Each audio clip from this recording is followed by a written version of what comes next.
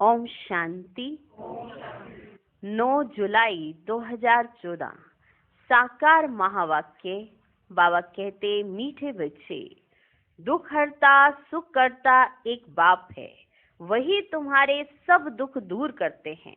मनुष्य किसी के दुख दूर कर नहीं सकते। प्रश्न, विश्व में अशांति का कारण क्या है? शांति स्थापन कैसे होगी? उत्तर, विश्व में अशांति का कारण है अनेक धर्म। कलयुग के अंत में जब अनेकता है तब अशांति है। बाप आकर एक सत धर्म की स्थापना करते हैं, वहां शांति हो जाती है। तुम समझ सकते हो कि लक्ष्मी नारायण के राज्य में शांति थी, पवित्र धर्म, पवित्र कर्म था। कल्याणकारी बाप फिर से वे नई दुनिया बना रहे हैं, उसमें अशांति का नाम नहीं। सब कहते हैं हमको शांति चाहिए, शांति चाहिए, लेकिन हर एक अपने आप को अलग अलग बना के बैठा है। हमारा धर्म श्रेष्ठ, हमारा धर्म श्रेष्ठ, हमारा धर्म श्रेष्ठ, जबकि सभी धर्मों का सार एक ही है कि परमात्मा एक है। फिर भी ये बात सबके समझ में नहीं आएगी, क्योंकि अशांति तो होनी है ना कलयुग में, क्योंकि अनेक धर्म है।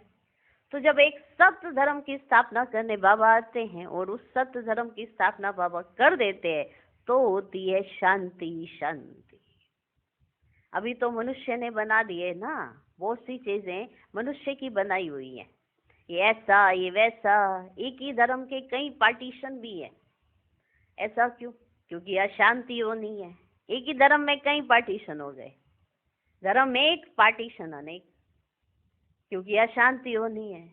अब ये शांति आए तो आए कहाँ से? हर एक चाहता है, इसलिए कॉन्फ्रेंस की जाती है, हाँ, धर्म सम्मेलन होते हैं, हर धर्म की आत्माएं वहां पर आती हैं और अपने अपने बारे में बताती हैं, पर सार तो एक ही है। परमात्मा एक है, सबका पिता है, और हम सब आपस में भाई भाई हैं। हिंदू, मुस्लिम, सिख, ईसाई, आपस में हम भाई भाई, पर अलग अलग टैग लगा दिए, ये इस धर्म का है, ये इस धर्म का, ये इस धर्म का, इसलिए भाई भाई भी नहीं समझ पाते।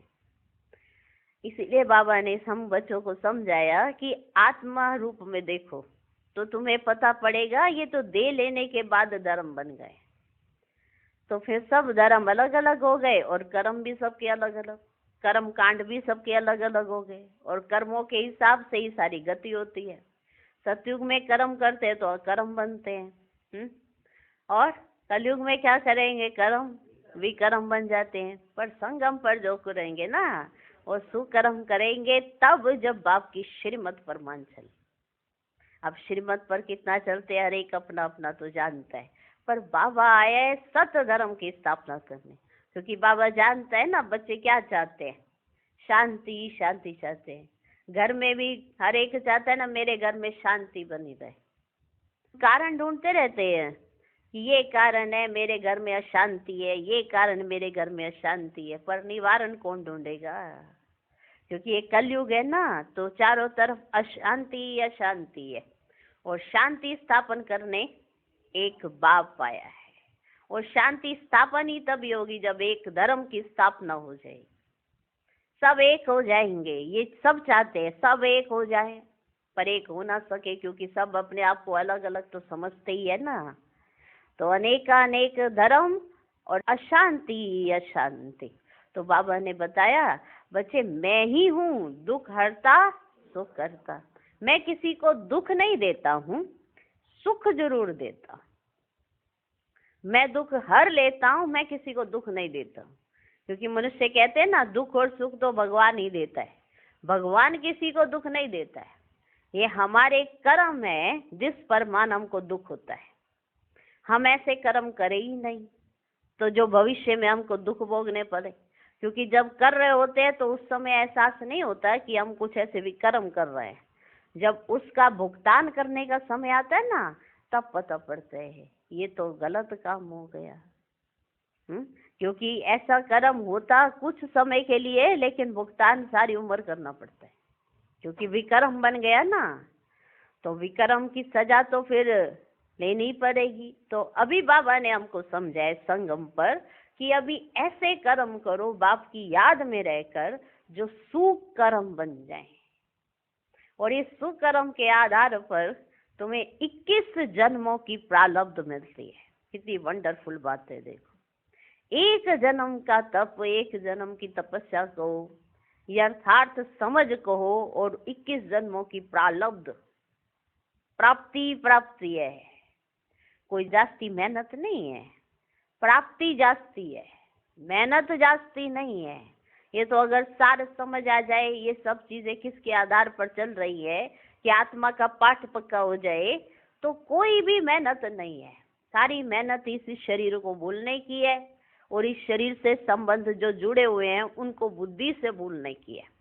निभाओ, पर बुद्धि से बाबा के साथ कंबाइंड हो जाओ, तो इतने वंडरफुल तरीके से सब निभाया जा सकेगा, जो दुनिया भी वंडर खाएगी। ये तो बाबा के बच्चे भी है और सब तरफ अच्छा निभाते भी है। तो पर ऐसा कोई करता नहीं है, क्योंकि चलते चलते कोई ना कोई ग्रहण लग जाता है। कभी राहु का ग्रहण बैठ जाता है, कुछ ना कुछ केतु भी आ जाता है, तो राहु केतु आके बैठ जाते हैं, तो बृहस्पति की दशा खत्म हो जाती है। पर बाबा ने हमको समझाया है ना कि दुख नहीं देना है तो दुख लेना भी नहीं है। हाँ, क्योंकि हम दुख हरता सुख करता बाप की संतान है। तो अगर हमें ये याद रहे कि हम दुख हरता सुख करता बाप की संतान है, तो हम तो किसी को दुख नहीं देंगे और ना ही किसी से दुख लेंगे, क्योंकि ये तो समझ आ गया था पहले कि दुख देना नहीं है। फिर बाबा ने देखा बच्चे दुख देते तो नहीं है, पर दुख लेते रहते हैं अपने ऊपर, इसलिए बाबा ने ये भी समझाया, ना दुख देना है ना दुख लेना है, क्योंकि तुम किसकी संतान हो, दुख हरता सुख करता बाप की संतान हो। तो शांति कैसे होगी? एक सत धर्म की जब बाप स्थापना करने आए हैं ना, तो शांति शांति हो जाएगी। और सतयुग में तो शांति शांति है।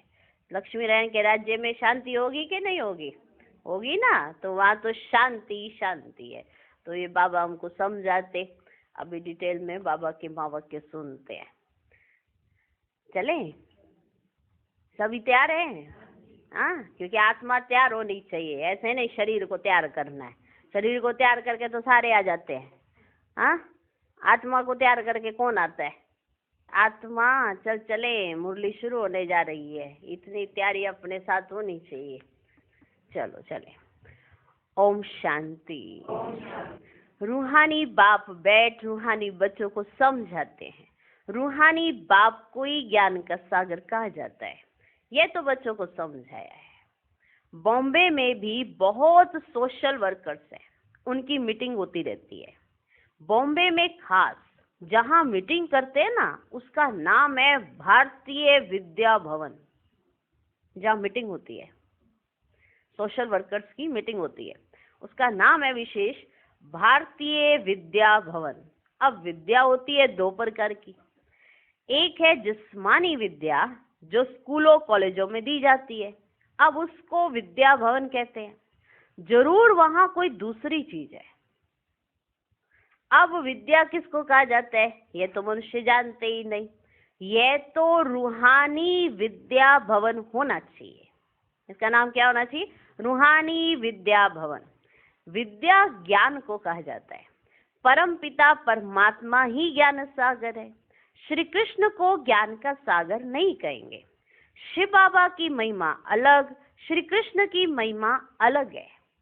भारतवासी मूंझ पड़े हैं, गीता का भगवान श्री कृष्ण को समझ बैठे हैं तो विद्या भवन आदि खोलते रहते हैं, समझते कुछ भी नहीं। विद्या है गीता का ज्ञान, वे ज्ञान तो है ही एक बाप में, जिसको ज्ञान का सागर कहा जाता है, जिसे मनुष्य मात्र जानते नहीं है। भारतवासियों का धर्म शास्त्र तो वास्तव में है ही एक सर्वशास्त्रमयी शिरोमणि भगवत गीता। अब भगवान किसको कहा जाए? वह भी इस समय भारतवासी समझते नहीं, या तो श्री कृष्ण को कह देते, या राम को, या अपने को ही परमात्मा कह देते। अब तो समय भी तमो प्रधान है, रावण राज्य है ना, तुम बच्चे जब किसको समझाते हो ना तो बोलो शिव भगवानुवाच। पहले तो ये समझें कि ज्ञान सागर एक ही परम पिता परमात्मा है जिसका नाम है शिव। शिवरात्रि भी मनाते हैं, परंतु किसको भी समझ में नहीं आता है। जब शिव आया हुआ है तब तो रात्रि मनाते हैं। अगर शिव बाबा आए ही नहीं तो शिवरात्रि क्यों मनाते हैं? तब तो रात्रि मनाते हैं। शिव कौन है ये भी नहीं जानते। बाप कहते भगवान तो सबका एक ही है, सब आत्माएं भाई भाई हैं। आत्माओं का बाप एक ही परम पिता परमात्मा है, उनको ही ज्ञान सागर कहेंगे। देवताओं में ये ज्ञान है ही नहीं। कौन सा ज्ञान? कौन सा ज्ञान? रचयिता और रचना के आदि मध्य अंत का ज्ञान कोई मनुष्य मात्र में नहीं है, देवताओं में भी नहीं है ये ज्ञान। कौन सा ज्ञान? रचयिता और रचना के आदि मध्य अंत का ज्ञान किसी मनुष्य में नहीं है। कहते भी हैं प्राचीन ऋषि मुनि नहीं जानते थे। प्राचीन का भी अर्थ नहीं जानते। सत्युग त्रेता हुआ प्राचीन, सत्युग है नई दुनिया। वहां तो ऋषि मुनि थे ही नहीं। कहाँ? सत्युग में। सत्युग में ऋषि मुनि थे ही नहीं। यह ऋषि मुनि आदि सब बाद में आए हैं। वे भी इस ज्ञान को नहीं जानते, नेति नेति कह देते हैं। वही जानते नहीं तो भारतवासी जो अभी तमोगुनी हो गए हैं वे कैसे जान सकते? जब ऋषि मुनि आए थे वो नहीं जानते थे रचयिता और रचना के आदि मध्य अंत को। तो ये बताओ कि आज का मनुष्य जो तमोगुनी है वो कैसे जान सकता है? जान सकता है क्या रचयिता और रचना के आदि मध्य अंत को? नहीं। जब वो ऋषि मुनि नहीं जानते थे तो आज का मनुष्य जो तमोगुनी है वो कैसे जान सकता? इस समय साइंस का घमंड भी कितना है। इस साइंस द्वारा समझते हैं भारत स्वर्ग बन गया है। साइंस के द्वारा समझते हैं कि अभी भारत स्वर्ग बन गया है। इसको माया का पंप कहा जाता है। फॉल ऑफ पंप का एक नाटक भी है। कहते भी हैं कि इस समय भारत का पतन है, सतयुग में उत्थान है, अब पतन है। ये कोई स्वर्ग थोड़ी ही है, ये तो माया का पंप है। ये क्या है? माया का पंप। इनको खत्म होना ही है। मनुष्य समझते विमान है, बड़े बड़े महल हैं, बिजलियां आदि हैं, यही तो स्वर्ग है। देखो वंडरफुल बात, ये सब पहले नहीं था। अभी साइंस ने इतना इजी कर दिया है कि समझ ही नहीं पाते कि ये भगवान का बनाया स्वर्ग है या मनुष्य ने निर्माण किया है। जब भगवान का बनाया वह स्वर्ग होगा तो उसमें तो सब कुछ आपका ही होगा। अभी तो सब कुछ खरीद करके लेते हो। अगर किसी को ठंडक भी चाहिए तो एसी लेना पड़ेगा, तो खरीद करके ही लेगा ना, पैसा खर्च ही करेगा। पहले उसे अपने आप को मेहनत करनी पड़ेगी जिससे धन आए, फिर धन आएगा, फिर उससे ही तो खरीदेगा ना सुख सुविधाएं। लेकिन सतयुग में खरीदनी नहीं पड़ेंगी सुख सुविधाएं, नेचुरल होंगी। अभी ठंडी चाहिए, एसी चाहिए तो नेचुरल नहीं है, ये आर्टिफिशियल है जो लगाया पड़ा है। हाँ, अब सर्दी होती है तो गर्मी चाहिए, हीटर लगाओ, ये कोई नेचुरल थोड़ा है। हाँ, तो सतयुग में सब नेचुरल होगा, जो भगवान का बनाया हुआ स्वर्ग होगा। अभी तो माया का ये क्या है? पंप, जिसके चलते यही भूल जाते हैं कि भगवान आया हुआ है, याद ही नहीं रहता है, क्योंकि सब कुछ तो मिल रहा है। अगर दुखी परेशान हो तो भगवान को याद करें ना। तो ये आर्टिफिशियल चीजों से ही बच्चे खुश हो जाते हैं, आर्टिफिशियल चीजों से। तो ओरिजिनल चीज को महसूस ही नहीं कर पाते कि नहीं नहीं ऐसा नहीं है, यही पर स्वर्ग है। वो स्वर्ग किसने देखा? लेकिन भगवान दिखा रहे तो भी देखना नहीं चाहते हैं। और सुना भी है, हिस्ट्री में पढ़ा भी है कि ऐसा था, फिर भी मानेंगे नहीं। तो बाबा समझाते कि मनुष्य समझते हैं कि विमान है, बड़े बड़े महल हैं, बिजलियां हैं, यही तो स्वर्ग है। कोई मरता है तो भी कहते हैं स्वर्गवासी हुआ। इससे भी समझते नहीं कि स्वर्ग गया तो जरूर स्वर्ग कोई और ही है ना, ये भी नहीं समझते। ये तो रावण का पंप है, बेहद का बाप स्वर्ग की स्थापना कर रहे हैं। इस समय चटा बेटी माया और ईश्वर की। हाँ, कभी तो माया के बन जाते हैं, कभी ईश्वर के बन जाते हैं। इस समय है चटा बेटी माया और ईश्वर की, आसुरी दुनिया और ईश्वरीय दुनिया की। यह भी भारतवासियों को समझाना पड़े। दुख तो अर्जुन बहुत आने वाले हैं। ये कोई दुख है? हा? थोड़ी सी गर्मी होती है तो कहते हैं बड़ा दुख है, बड़ा दुख है। ये कोई दुख है? हा? सर्दी होती है तो दुख है, गर्मी होती है तो दुख है। ये गर्मी सर्दी का कोई दुख नहीं होता है। हाँ, दुख तो अभी अर्जुन बहुत आने वाले हैं। अथाह दुख आना है। मनुष्य अगर उसके पास चलो एसी भी हो, सर्दियों में हीटर भी हो, सब कुछ हो, सुख सुविधाएं, पर अंदर का चैन ही ना हो मन का, तो ये क्या करेगा? ये एसी भी क्या ठंडक देगा जब अंदर की ठंडक ही खत्म हो गई? हाँ, तो ये एसी क्या ठंडक देगा? दे सकेगा?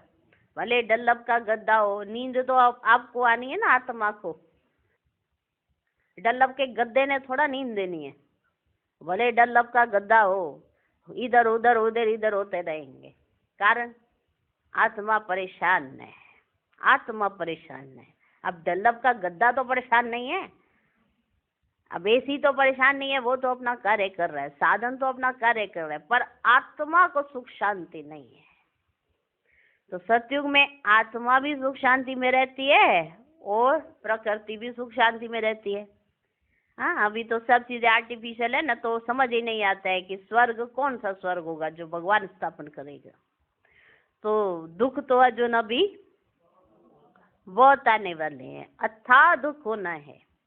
स्वर्ग तो होता ही है सतयुग में, कलयुग में हो ना सके, ये भी किसको पता ही नहीं है। पुरुषोत्तम संगम युग किसको कहा जाता है, ये भी बाप समझाते हैं। ज्ञान है दिन, भक्ति है रात।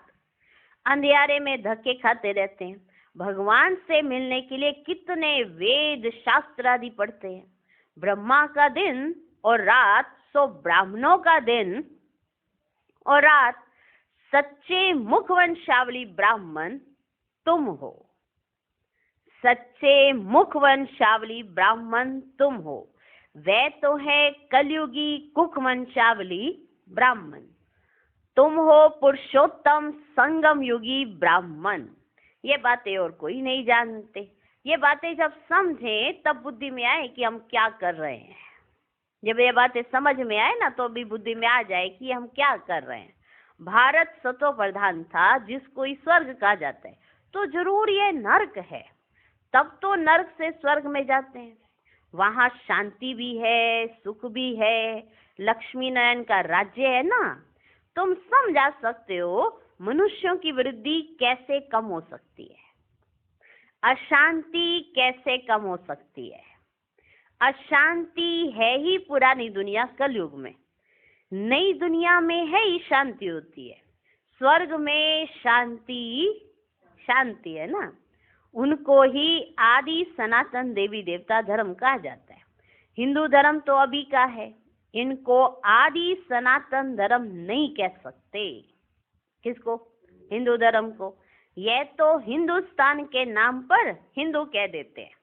आदि सनातन देवी देवता धर्म था, वहां कंप्लीट पवित्रता, सुख शांति, हेल्थ, वेल्थ आदि सब था।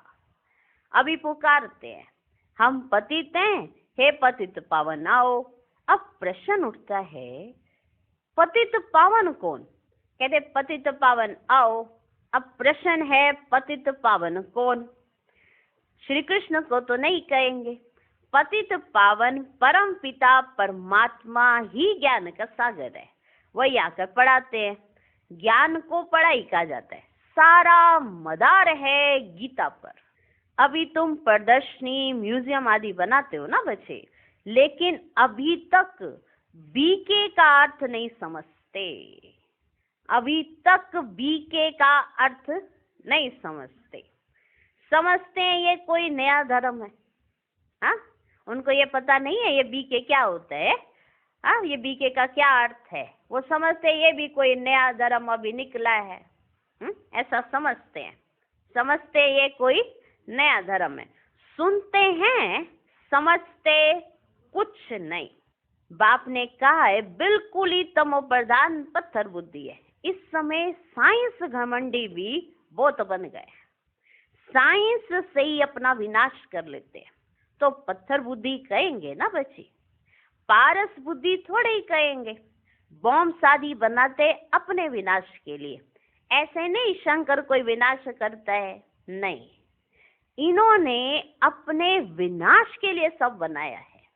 परंतु तमो प्रधान पत्थर बुद्धि समझते ही नहीं है। जो कुछ बनाते हैं ना, इस पुरानी सृष्टि के विनाश के लिए। विनाश हो तब फिर नई दुनिया की जय जयकार हो। वे तो समझते हैं स्त्रियों का दुख दूर कैसे करें, कॉन्फ्रेंस करेंगे स्त्रियों का दुख दूर कैसे करें।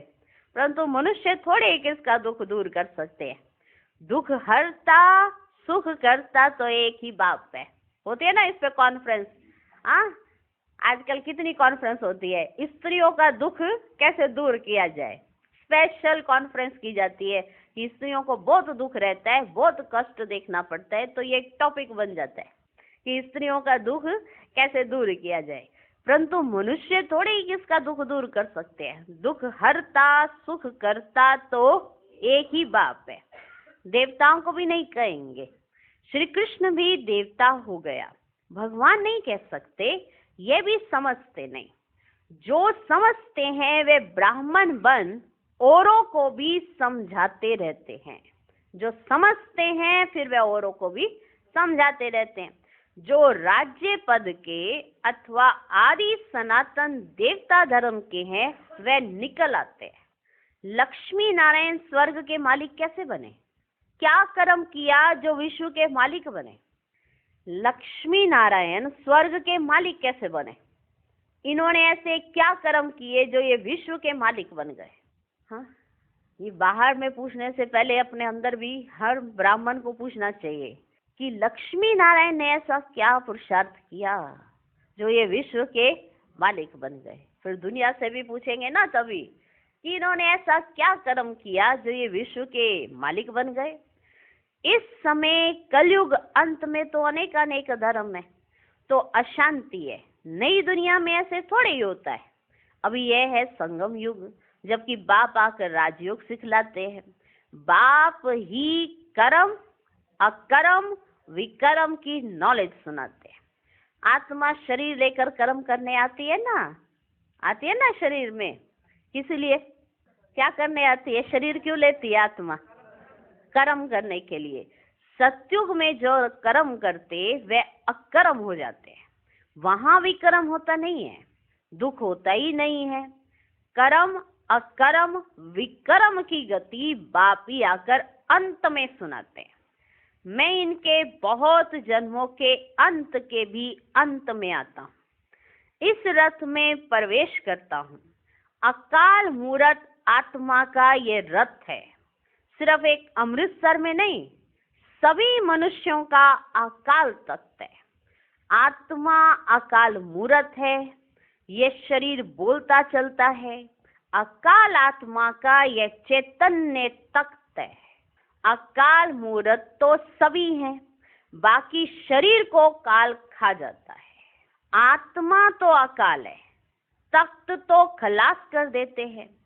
सत्युग में तख्त कोई बहुत थोड़े ही होते हैं।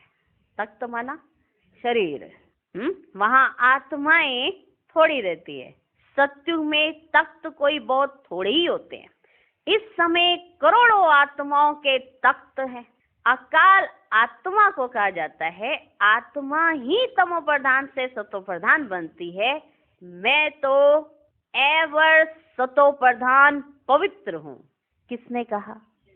शिव बाबा ने। भल कहते हैं प्राचीन भारत का योग, परंतु वे भी समझते हैं श्री कृष्ण ने सिखाया था।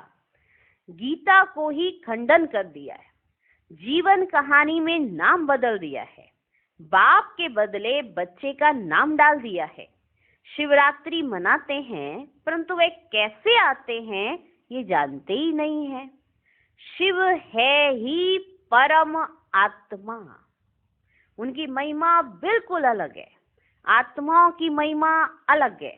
बच्चों को ये पता है राधे कृष्ण ही लक्ष्मी नारायण है। लक्ष्मी नारायण के दो रूप को ही विष्णु कहा जाता है। फर्क तो है नहीं, ऐसा नहीं लक्ष्मी नारायण अलग हो गए और विष्णु अलग हो गया, ऐसा नहीं, फर्क तो है नहीं। बाकी 4 भुजा वाला 8 भुजा वाला कोई मनुष्य होता ही नहीं है। देवियों आदि को कितनी भुजाएं दे दी है, समझाने में समय लगता है। अब इतने सारे चित्र देखते हैं ना बच्चे तो प्रश्न उठाते हैं, ये ऐसा कैसे, ऐसा कैसे, ऐसा कैसे। हाँ, तो समझाने में तो समय लगता है ना। बाप कहते हैं मैं हूं ही गरीब निवाज, मैं आता भी तब हूं जब भारत गरीब बन जाता है, मैं तब आता हूँ। जब भारत साहूकार होता है ना तब मैं नहीं आता हूँ, जब भारत गरीब बन जाता है तब मैं आता हूँ। राहु का ग्रहण बैठ जाता है, बृहस्पति की दशा थी, अब राहु का ग्रहण भारत में तो क्या सारे वर्ल्ड पर है, इसलिए बाप फिर भारत में आते हैं, आकर नई दुनिया स्थापन करते हैं जिसको स्वर्ग कहा जाता है।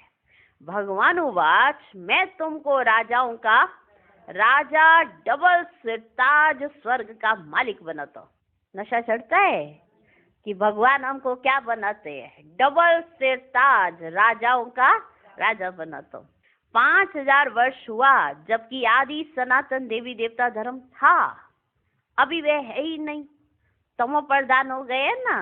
बाप खुद ही अपना अर्थात रचता और रचयिता, हाँ, रचयिता और रचना का परिचय देते हैं। कौन देते हैं ये परिचय? बाप खुद ही आकर देते हैं। तुम्हारे पास प्रदर्शनी म्यूजियम में इतने आते हैं, समझते थोड़े ही हैं। हाँ, आते देखो कितने एकदम झुंड के झुंड आ जाते हैं, समझते थोड़े ही हैं। कोई बिरले समझ कर कोर्स करते हैं। रचयिता और रचना को जानते हैं। रचता है बेहद का बाप, उनसे बेहद का वर्षा मिलता है, यह नॉलेज बाप ही देते हैं। फिर राजा ही मिल जाती है तो वह नॉलेज की तो देखो बच्चे दरकार ही नहीं है। सदगति कहा ही जाता है नई दुनिया स्वर्ग को, और दुर्गति कहा जाता है पुरानी दुनिया नर्क को। बाप समझाते तो बहुत अच्छी रीति से है, हाँ, कितनी अच्छी रीति से समझाते हैं ना, बहुत अच्छी तरीके से बाबा समझा देते हैं। बच्चों को भी ऐसे समझाना है, अगर जो बच्चा समझा होगा तो वो समझाएगा भी ऐसा। हाँ, तो बाबा देखो कितने अच्छे तरीके से समझाते, तो बच्चों को भी ऐसे समझाना है। लक्ष्मी नारायण का चित्र दिखाना है, यह विश्व में शांति स्थापन हो रही है। आदि सनातन देवी देवता धर्म का फाउंडेशन तो है ही नहीं जो बाबा स्थापन कर रहे हैं, अभी तो नहीं है ना, तो अभी बाबा स्थापन कर रहे हैं। देवताओं का पवित्र धर्म पवित्र कर्म था, अब यह है ही विशेष वर्ल्ड। नई दुनिया को कहा जाता है वाइसलेस वर्ल्ड, शिवालय। अब समझाना पड़े तो बेचारों का कुछ कल्याण भी हो जाए। हाँ, जब समझाएंगे नहीं तो बेचारों का कुछ कल्याण हो, समझाओगे तो। बाप को ही कल्याणकारी कहा जाता है, बाप आते ही हैं पुरुषोत्तम संगम युग पर। कल्याणकारी युग में कल्याणकारी बाप आकर सबका कल्याण करते हैं। ऐसा नहीं किसी विरले विरले का कल्याण होगा, सबका। हाँ, आत्माओं का तो होता ही है, प्रकृति का भी साथ में हो जाता है। हाँ, देखो सबका कल्याण बाप करते हैं क्योंकि कल्याणकारी बाप है ना। पुरानी दुनिया को बदल नई दुनिया स्थापन कर देते हैं, ज्ञान से सदगति होती है। इस पर रोज टाइम लेकर ना समझा सकते हो, इन बातों पर रोज टाइम लो और समझा सकते हो। बोलो, रचता और रचना के आदि मध्य अंत को हम ही जानते हैं।